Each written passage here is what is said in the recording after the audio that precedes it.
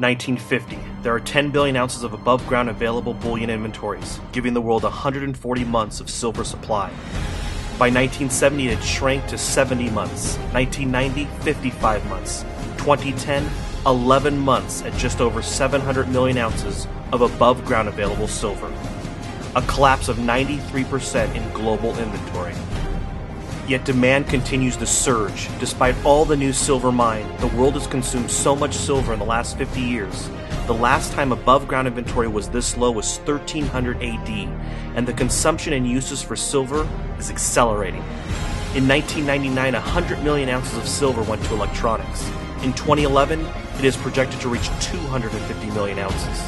However, the new uses for silver are ever expanding. For example, in 1999, the amount of silver used for solar panels was so small there wasn't even an official reporting of the number. In 2010, it was 75 million ounces, and by 2014, it is projected to reach 130 million ounces. Investment demand is also on the rise. In fact, in 2010, the U.S. Mint sold 35 million American Eagles, which means that the 4.8% of silver mined in 2010 went to create a single coin. The odds of these coins being melted down are next to zero, as this is the most popular coin in the world. So it is safe to say the silver that was used for these coins is just as gone as the 50 cents worth of silver in your cell phone. As the Fed prints and investors begin to flood into the money of gentlemen, relative to the amount of fiat currency, there isn't a lot of silver to go around. New mines in the US and Canada take 10 years from the time of discovery until they can produce a single ounce of silver. In Nevada, the silver state, there is solid evidence that mine production has already peaked. Nevada produced 25 million ounces of silver in 1997. In 2010, production had collapsed by just over 70% to 7.3 million ounces. According to the research done by SRS Rocco report titled Peak Silver, of the top 8 silver-producing states in the U.S., all have peaked in production, despite all of our new technologies that have helped us extract the metal. In fact, according to the USGS, the ore grades have collapsed 95% in the past 75 years in the U.S. To put it simply, it is getting harder and harder to mine silver, taking more time and energy, both human and liquid, in order to get silver out of the ground. Right now, for every 10 ounces of silver mined, the world is mining 1 ounce of gold.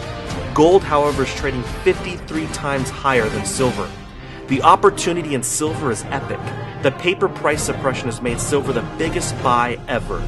Silver, a physical commodity that is needed for everyday uses, is being traded on the COMEX at least 100 times more than the actual physical supply. This has made it possible for 1 billion ounces of silver to be traded every single day in the paper markets.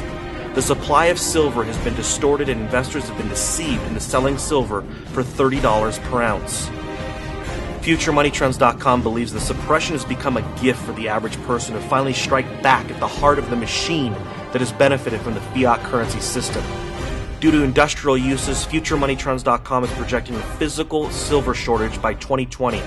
Yet with the current system melting up, we believe we could see a shortage as soon as 2015 as investors flood into the $35 billion silver market.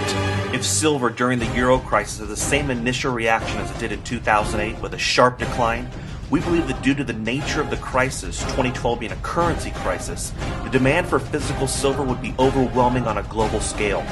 As investors rush into the physical metal, we could very well see some type of silver shortage, or at the very least major delays on delivery if silver was to fall back below $24 an ounce. We are not saying that it is, but if silver was to pull back, all hell could break loose in the physical market.